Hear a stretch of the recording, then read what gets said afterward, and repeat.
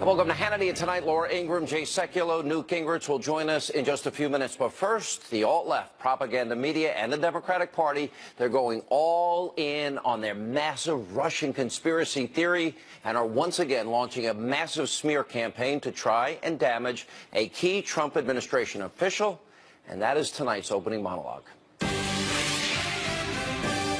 Now, in response to a political hit piece from the Washington Post and the onslaught of attacks that followed from Democrats, well, Attorney General Jeff Sessions is now recusing himself from all Russia election investigations. Let's take a look. Let me be clear. I never had meetings with Russian operatives or Russian intermediaries about the Trump campaign. And the idea that I was part of a, quote, continuing exchange of information during the campaign between Trump surrogates and intermediaries for the Russian government is totally false. I asked for their candid and honest opinion about what I should do about investigations, certain investigations. And my staff recommended recusal. They said that since I had involvement with the campaign, I should not be involved in any campaign investigation. I have studied the rules and considered their comments and evaluation. I believe those recommendations are right and just. Therefore, I have recused myself in the matters that deal with the Trump campaign. Now, Attorney General Sessions said the decision was reached over a matter of weeks and not a reaction to a Washington Post story that was published late last night with the headline, "Sessions met with Russian envoy twice last year, encounters he did not disclose." Now, the Washington Post is claiming that last year while serving as a U.S. Senator, that Jeff Sessions met with the Russian ambassador twice and then lied to Congress about this during his confirmation hearings. Now, in his capacity as a senator, Jeff Sessions was a senior member of the Senate Armed Services Committee. So it was not out of the ordinary that he talked to foreign ambassadors because, as a matter of fact, he spoke to dozens and dozens of them last year alone. He was doing his job, and that's not all. Then there's this ridiculous notion that the alt-radical left is pushing that Attorney General Sessions committed perjury. He lied under oath during his confirmation hearing. Now, watch and listen very closely to this exchange that they're referring to between liberal Democratic Senator Al Frankenstein and then Senator Sessions. CNN has just published a story, and I'm telling you this about a news story that's just been published. I'm not expecting you to know whether or not it's true or not, but CNN just published a story alleging that the intelligence community provided documents to the president-elect last week that included information that, quote, Russian operatives claimed to have compromising personal and financial information about Mr. Trump. These documents also allegedly stated, quote, there was a continuing exchange of information during the campaign between Trump surrogates and intermediaries for the Russian government. Now, again, I'm telling you this as it's coming out, so, you know. But if it's true, it's obviously extremely serious. And if there is any evidence that anyone affiliated with the Trump campaign communicated with the Russian government in the course of this campaign, what will you do? Senator Franken, I'm not aware of any of those activities. I have been called a surrogate at a time or two in that campaign, and I did not have communications with the Russians, and I'm unable to comment on it. He was responding to that question, that, quote, breaking news, which, by the way, turned out not to be true. Now, that's what the Democrats are hyperventilating about, losing their minds over? Yes, Jeff Sessions, as a senator, met with a Russian ambassador, but he did so in that capacity, not on behalf of the Trump campaign, which is why, when he was asked specifically about the election, he said, no, that wasn't me. the charge. That wasn't me. And by the way, where was the hysteria from Democrats during the campaign? Remember Bill Clinton met with the former Attorney General Loretta Lynch in a plane on a tarmac for over 30 minutes while Hillary Clinton was under investigation by the FBI, by the Justice Department? Lynch never recused herself. But unlike Loretta Lynch, Jeff Sessions, clearly wanted to reassure you, the American people, that all Russia investigations will be free of any political interference. And now the latest thing is, well, Jared Kushner and Lieutenant General Mike Flynn, they met with the Russian ambassador in December after the president won.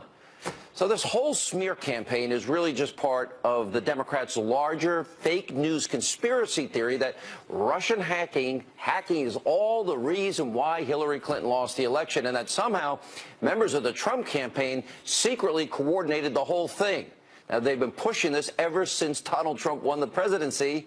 But back in January, James Clapper, President Obama's own director of national intelligence, said Russian interference did not impact vote tallies, period. And earlier today, the Speaker of the House, Paul Ryan, said there's zero evidence the Trump campaign ever coordinated with Russia. The House Intelligence Committee just finished coming up with its oversight plan to continue investigations. We will always make sure that we are protecting our sources and methods and getting to the bottom of any of these things.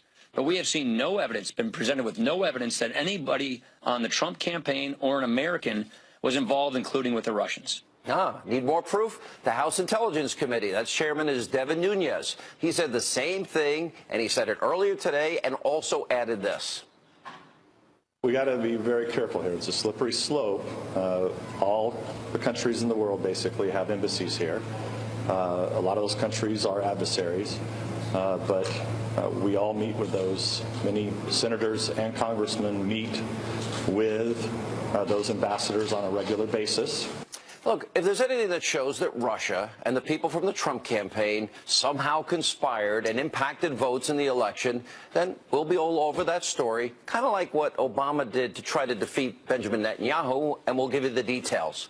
But the alt-left propaganda media and the Democrats for months have been going ballistic over the Russian election influence without any evidence. They never told you the truth, by the way, about President Obama and his own foreign election interference. Now, when I talk about Israel, a congressional investigation found back in 2014 an Israeli political group used $300,000 of Obama State Department grant money, your tax dollars, to create a political apparatus to defeat the Israeli prime minister. Where was the outrage about influencing elections then? Where was the wall-to-wall news coverage? Where was the hyperventilating and mass hysteria? Well, they didn't care because it was their guy, their ideological soulmate that was doing it from the White House. Here with reaction, the editor-in-chief of Life Zet, Fox News contributor, nationally syndicated radio host Laura Ingraham, and from the American Center for Law and Justice, Jay Sekulow. Laura, there's never been a shred of evidence. He's clearly responding to Al Frankenstein, saying that there was also a continuing exchange of information during the campaign between Trump surrogates and intermediaries from the Russian government. You say, that wasn't me. He answered truthfully a specific question. First of all, you call him Frankenstein. I call him Franken-fraud. So we have the competing monikers there, yeah. Sean. It's so obvious when you listen to the question, the rambling question in its entirety. I think when you hear it, it's obvious that Sessions is actually going a step farther than even the question posed. The question was about, this idea of we're going to have any personal information to blackmail the Trump administration, and he actually offers more of an answer than was even requested by Franken. So if he was trying to hide some nefarious contacts, which, by the way, included a meeting at a Heritage Foundation, some type of, event reception at the RNC where 25 other ambassadors were. I'm sure maybe they shared a quiche at the buffet table or something. It's just ridiculous. It gets funnier. What you're witnessing, Sean, are the feigned the paroxysms of feigned fury from the Democrats. They don't think Jeff Sessions was colluding with the Russians on the campaign. They don't believe that. This is their only way to exert what they think is relevance and perhaps power. They want to delegitimize Trump. This is right out of the Alinsky playbook. They have nothing else going on. They have no policy ideas. They have no substantive solutions for America. All they have is a bunch of dirt to throw, and it's childish. I don't think it's going to work either in the midterm elections. That's what you go to the voters with, that Jeff Sessions is colluding with the Russians. Good luck with that. This economy continues to do well. I don't think it's going to help. It gets even a little more humorous, and I'll throw this to Jay, because not only is it selective moral outrage, as Laura is pointing out here, but this is a debunked fake CNN news story that also included hookers in Donald Trump's room at the Ritz-Carlton, I believe in Moscow, apparently urinating on his bed. That was debunked, was it not? Sorry, Laura. Well, look, I mean, the reality is that these stories and this whole narrative that's been created is a false narrative. But isn't that what that news report was referring to? Yeah, I mean, look, I mean, yes, but here's the problem, Sean. None of this is fact, and none of this is true. And what Jeff Sessions went through today, quite frankly, should make all of us outraged. Here's a guy that answered the question he was asked, which as a lawyer, what I always tell my client to do, answer the question asked. Don't speculate. Don't go into hypotheticals. Answer the question asked. And instead, what happens? He answers the question was asked, and they create this outrage where Chuck Schumer's, just outraged, and Nancy Pelosi's calling for him to resign his office. The fact is, and this is what's really happening here, you've got a shadow government that is leaking this information, people that were in step with the previous administration. They are leaking this information, and that is what people should be investigating. Why is information like this being leaked? That's what we really need to know. Not whether Jeff Sessions met with an ambassador when he was a United States senator. Guess what? Senators meet with ambassadors. I suspect that would include Senator Franken. Yeah, when you really look at this, Laura, I think Jay's hit on the real issue here, and that is there are some 500 confirmations that they need to go through for the Donald Trump's government to be in place, and only today did we get Dr. Ben Carson and Governor Rick Perry in their positions. So you have a lot of holdovers now from the Obama administration that are sabotaging this administration, and then you got career bureaucrats that clearly don't support President Trump. What do they need to do to get rid of these people? Well, I think this is where Mitch McConnell has got to really start playing hardball in this confirmation process. For instance, the U.S. Trade Representative Bob Lighthizer is being held up on spurious grounds. Hey, guy's devoted 25 years of his life to standing up for these trade issues and doing a fabulous job of it. He's one of the most talented people out there. Why don't we have a U.S. trade rep? And by the way, on the holdovers, right now, people have to realize that the Deputy Attorney General, the acting Deputy Attorney General, was an Obama appointee federal judge. And I'm not trying to cast aspersions at all, but people have to understand that acting Deputy Attorney General could, at some point in the future, appoint a special prosecutor. Now, wouldn't that be rich? To have a Obama appointee making a decision about a special prosecutor, special investigation. Last word, Jay. Yeah, well, I think here's what we have. Jeff Sessions did the thing he did not have to do. He recused himself voluntarily, something his predecessor refused to do. So he took the highest of high ground. He needs to now be the Attorney General that he is and put this nonsense away. I suspect the political reality is going to be different, though, Sean, and we need to be prepared. The fact that you have those inside government, deeply entrenched inside this government, that are going to do everything they can to stop any progress going forward because they disagree with it. It's not their role. They are the ones creating the constitutional crisis, not Jeff Sessions. All right, guys, thank you both. Appreciate it. And coming up, former Speaker of the House Newt Gingrich will join us to weigh in on Attorney General Jeff Sessions and his recusal and his presser. And then later tonight, former Obama advisor Austin Goolsbee is here, along with Fox Business host Lou Dobbs, to talk about the big... To continue tonight on Hannity, joining us now with more reaction to Attorney General Jeff Sessions, his recusal and his presser from earlier today, the author of the New York Times bestseller Treason, former Speaker of the House, Fox News contributor Newt Gingrich. I keep going back to the statement. He's answering Al Frankenstein's question. I mean, it couldn't be any more clear what he's saying here. and you see the hysteria, the breathlessness, and I want your reaction. What do you think is going on here? Because it's deeper. Any person with common sense would see what this is. Go ahead. No. First of all, Donald Trump yesterday had a great day in the media. His speech was a home run. Everything was going well. And surprise, surprise, the Washington Post and the New York Times come up with another fake news story that has no meaning. And they're shocked to discover, for example, that the Russian ambassador was one of 30 people, to their credit. Even the Post downplayed this and recognized that it was so stupid it was embarrassing. There are apparently like 30 ambassadors who come up to congratulate Sessions at the Republican National Convention at a Heritage Foundation reception. They're all just standing around talking. This is supposed to be the big meeting. The other thing was, he was very clear. Franken asked him about campaign activities. He said, I never discussed them with the Russians. It turned out the Russian ambassador came by to the U.S. Senate office in his role as a member of the Senate Armed Services Committee and is one of, I think, 46 ambassadors that he's met with. But here's what I'm intrigued with, Sean. I watched the press conference. He said, I asked my team to advise me. They told me I should recuse myself. I am following their advice. I'm going to make sure this is all clear. It was pointed out to him that the president had said maybe he shouldn't, and he proved his independence. He did what he thought was right, not what he thought the White House wanted. Now, I want to see how the New York Times and the Washington Post spin this. I mean, here's a guy who's done exactly what they said he should do, and he's done it for the right reasons. He's done it in a way that proves he's independent. And it'll be kind of nice tomorrow in my fantasy life to imagine a editorial in the Post and an editorial in the Times congratulating the Attorney General for doing the right thing. But they're the modern-day version. I realize it may not happen. They're the modern-day Pravda. I mean, let's be honest here. They're not real news anymore. They're advocacy news. Here's all of this is predicated on this Clinton conspiracy, another conspiracy, that in fact the leaked emails of John Podesta and Hillary Clinton's emails all were, there was a collusion between the Russians and the Trump campaign.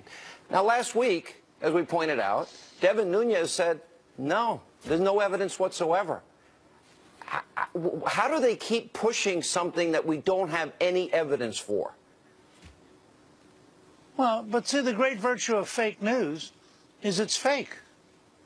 I mean, you keep trying to apply a standard as though these were real newspapers, or as though NBC and CBS were real news agencies. They're not. This is all fake.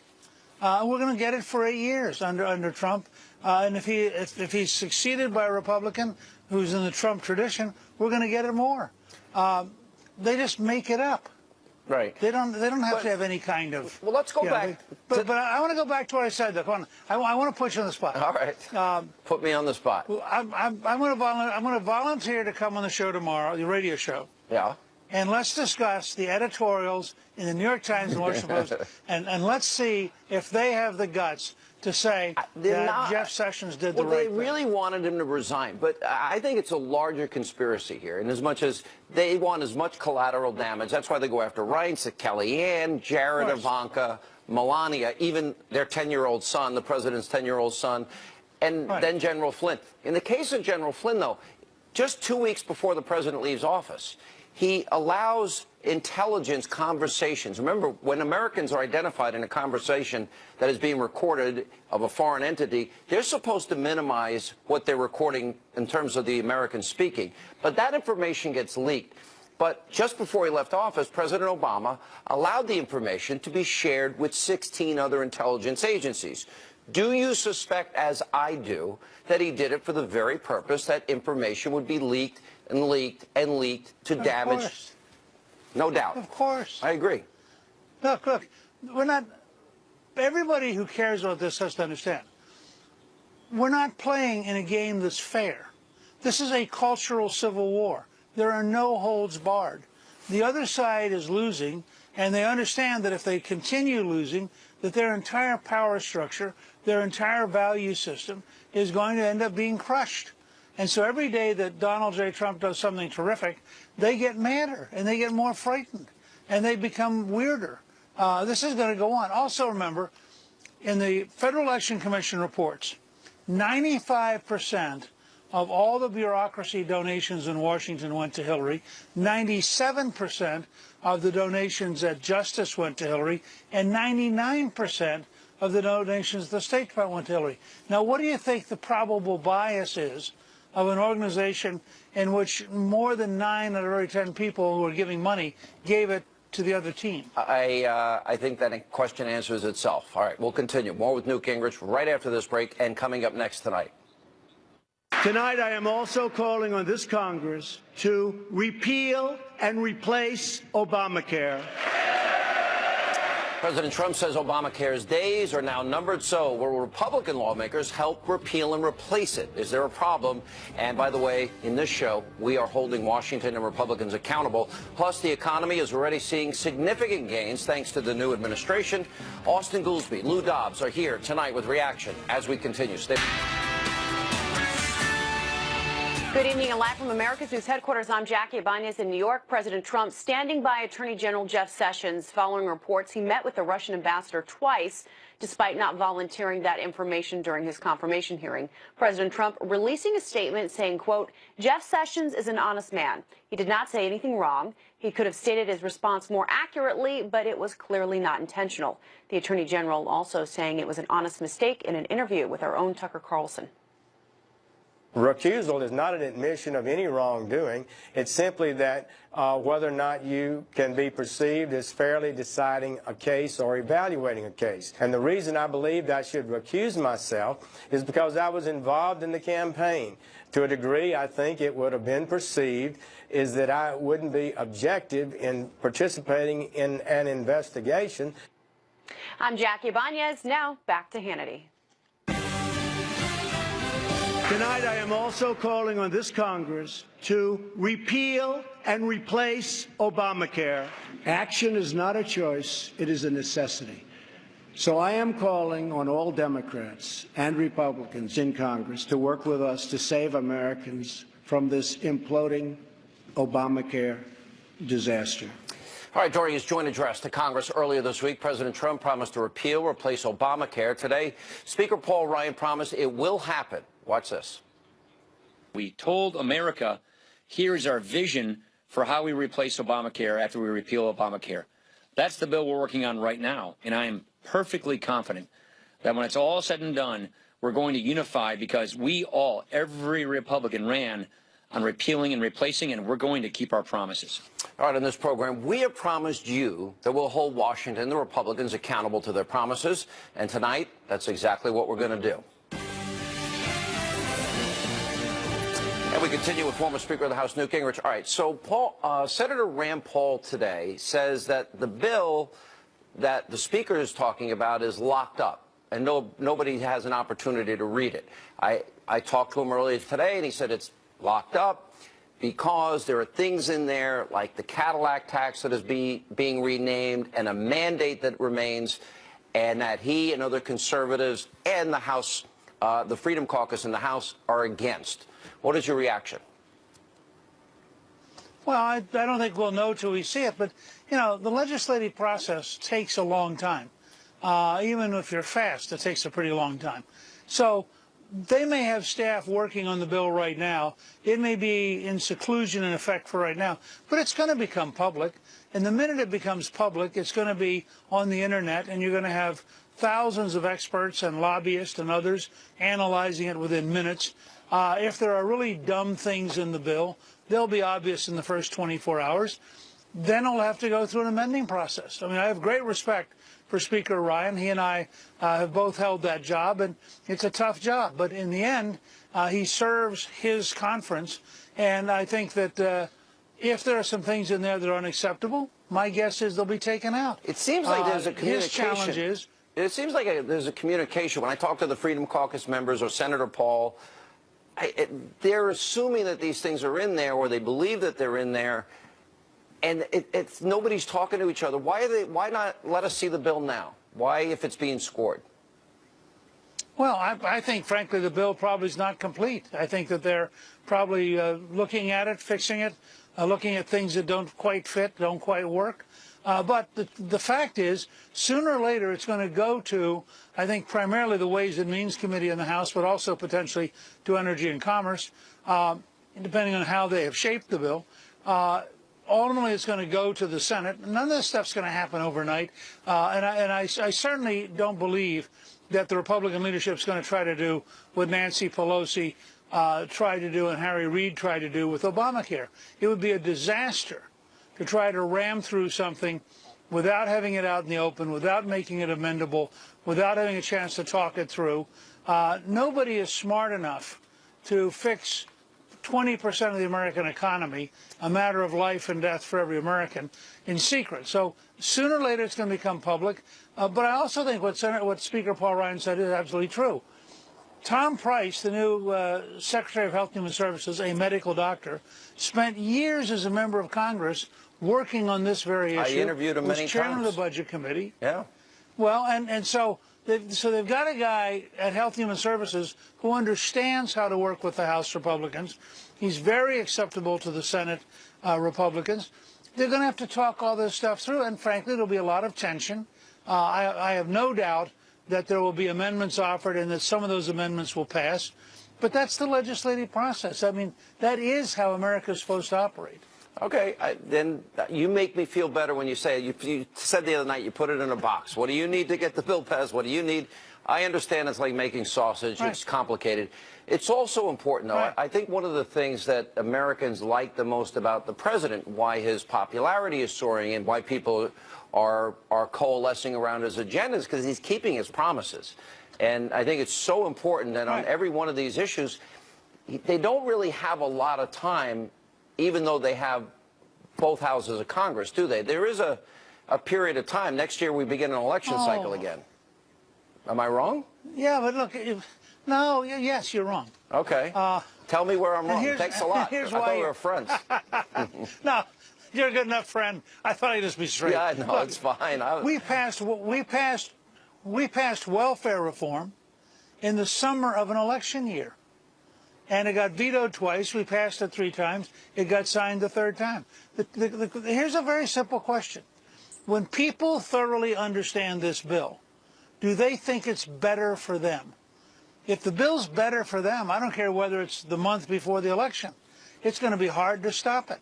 Yeah. If they think the bill's worse for them, you're going to create a new Tea Party movement. So I don't have an artificial deadline. I think Speaker Ryan has said, with great sincerity, 200 days. That he hopes to get everything done in 200 days. Okay, fair enough. That's, and I've said to you, by the way, I am not saying any of this is easy. You take taxes.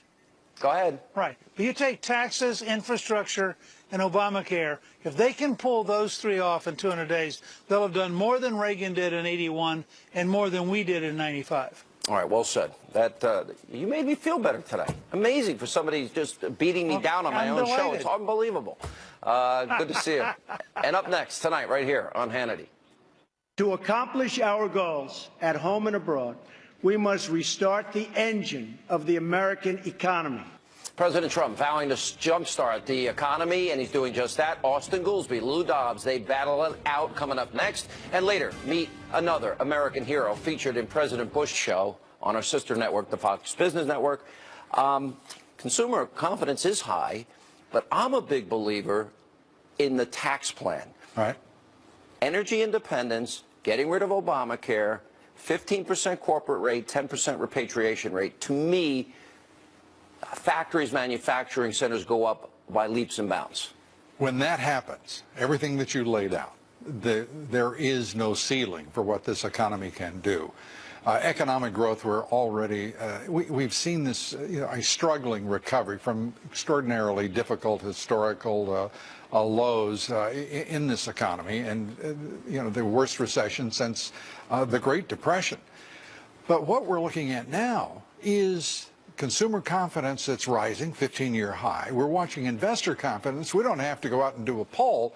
We've got $3.2 trillion in additional market cap that's been added to our equities markets since when Donald J. But Trump that was still doesn't elected. help the people in poverty, food stamps, Sure it does. and out of the way. Well, not yet. I mean, but it's going to take time.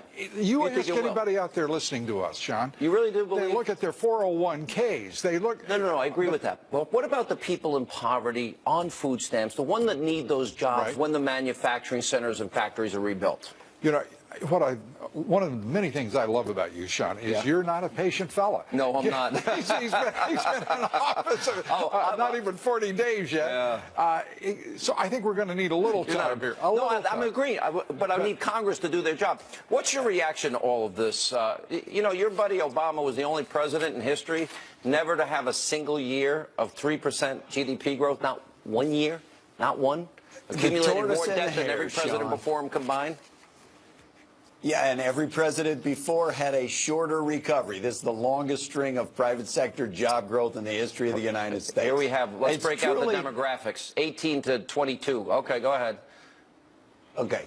It's truly amazing to me. Look, I thought that Donald Trump gave a good speech. I thought if he had given that as his inaugural address, I think there would have been a lot more Democrats who were saying, well, let's give him a chance. You know, maybe he wants to meet us halfway or try to do things built on consensus. But the stock market is up 228% in the last 7 years. About 1/18 of that has taken place under Donald Trump. And this is like your mom made you a holiday feast and your little brother brought the plate over, put it on your plate, and said, look at the meal I gave you, Sean. What do you think, Lou? You know, I think that Austin is avoiding the main point, and that is that there is a newfound confidence in leadership in this country in the person of President Trump. And his team that he is bringing forward that are pro-growth, as Sean went through the list of all that's going to be done by this administration. Think of what he's doing, working with CEOs by the dozens ever since he was elected, not waiting until he took the oath of office. He is talking to shipyard workers. He is talking to coal miners. He's not telling we're going to kill your industry. He's talking about building their industry, creating more jobs. All I'm saying and he's also talking about a horizon of possibility about which we haven't heard a leader speak for 8 years. Quick response, Austin. We've added 15 million jobs in the last 7 years. I hope that Donald Trump adds them at a faster rate than that. But so far, all he has is vague talk. He doesn't actually have a tax plan yet. So let's wait till we see what's in it. Why did we add 13 million to the food stamp rolls and 8 million more in poverty under Obama? Poverty is down in the last 4 years, as you know. The poverty went up because of the recession. When he was president. 8 Food million more. stamps, we changed the rules of the program. That's not an indicator that the economy is worse. Okay. Good to see you both. Thank you. It's great to be with you, and it's great to have new leadership. Well, we're going to air another portion of our interview. We'll go back to Hannity. So while we were down in Texas interviewing President George W. Bush for his brand new book, Portraits of Courage, a Commander-in-Chief's Tribute to America's Warriors, we had the chance to sit down and interview some of the brave American heroes that were featured in the book, including Purple Heart recipient, retired United States Army Staff Sergeant Spencer Milo. Take a look at this. He calls you Milo? He can call me whatever he wants. He can call you whatever he wants. You had a pretty severe brain trauma. Tell us what happened.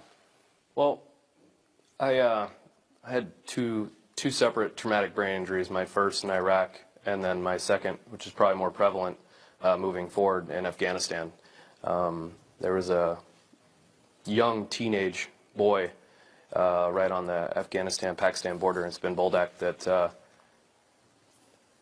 about 10 feet from me detonated himself and gave my entire platoon quite a memory. How far away? 8 feet? About 8 to 10 feet, probably. Yeah.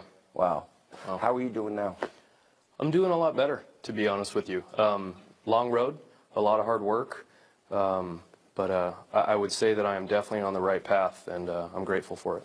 Okay. You see the President of the United States, he draws a portrait of you. What was that like?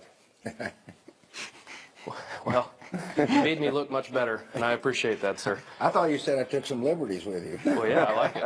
I appreciated them. It's incredibly humbling to think that someone that I chose to follow and have the utmost respect and would continue to follow anywhere would take the time out of his life to do something like that for me. I mean, it's humbling, it's surreal, and it's a true honor. How long did it take for you to get to the point where you're now helping a lot of other vets? How long was that process of healing? Well, I really feel like it started, you know, probably back in 2009 after Iraq, and it's been an ongoing adventure ever since, and it's going to continue for the rest of my life. And one way to look at it, sorry to butt in, but one way to look at it is by helping other vets, he's still healing. There was a healing process oftentimes, and this is what you'll find in this book. Mm-hmm. The healing process is accelerated when somebody helps somebody else. And that's what Spence is doing, helping people find work. You're helping vets find work. Yeah, and that's what we're doing at the Bush Center as well. Right. You can get on bush.org, bushcenter.org, and we've got a roadmap, a veterans employment roadmap. You said to me that there's a divide with the public sector, and maybe you actually said, well, maybe sniper on your resume, a company's not looking for a sniper, yeah. But aren't you looking for people that are disciplined, hardworking, willing to serve, go above and we beyond? ought to ask Milo. He's the one helping people find work. But yeah, there's a language differential, and we're trying to bridge that gap so the employer understands the vet and the vet understands the employer, and that's what you're doing. Explain how that's working out. So I work for Hire Heroes USA, and what we focus on is transforming military service into civilian success. And a term that we kind of toss around, I guess, in the industry is civilianizing that lingo, that jargon. And like the president said, you know, if you want to go work and you want to be a general manager at, let's just say, an auto sales place, you're not going to go in and say, well, I was a sniper. And they're going to say, well, that's great. How are you going to sell cars? Yeah. Well, snipers, some of the skills they have, you know, the operational planning, they're so meticulous with what they do. And you talk to any sniper in the world, and they're going to tell you, we're going to be better at math than half the people I know, and probably more so. And so we really focus on highlighting the skills that they may not realize they have or just don't think about on that everyday basis, but really they're going to be some of the, you know, they are the future leaders. So basically you're translating military skills into everyday skills, but they also have that added discipline, dedication. Correct. Yeah. Teamwork, all that. Personal responsibility. Sure. Loyal, hardworking, they're the most selfless people you're ever going to meet. And if we may not know how to do something right now, if you put the task in front of us, I promise you we're going to get it done. How has that project worked out? How well are you doing? We're doing really well. Last year we placed over 6,000 veterans in new careers, and I mean careers, not just jobs. And we're going to continue to do so. I think we're going to continue to knock it out of the park, and we're going to continue to educate all the employers as to what they're going to get when they hire these men and women. And we are a group of men and women that are not willing to quit. And we're never going to quit when it comes to this.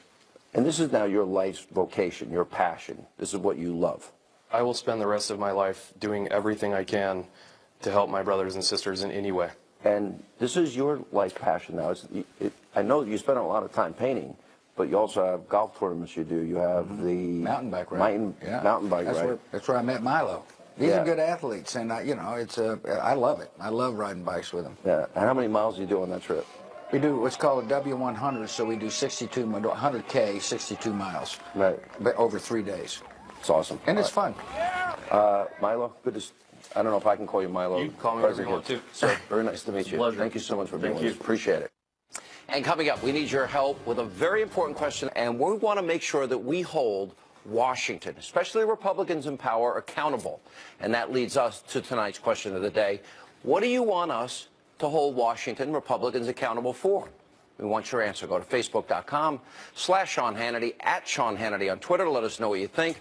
All right, now it's time to play some of the messages you have left for me on the Hannity hotline. I hear it might be a little hot tonight. Take a look. Listen.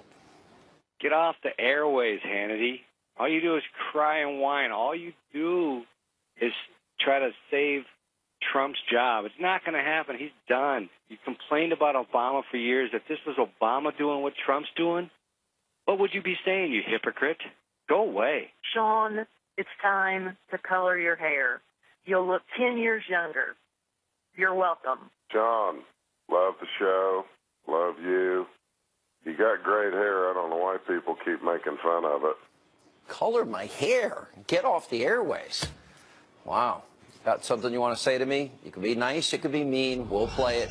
Call the number there on your screen, 877.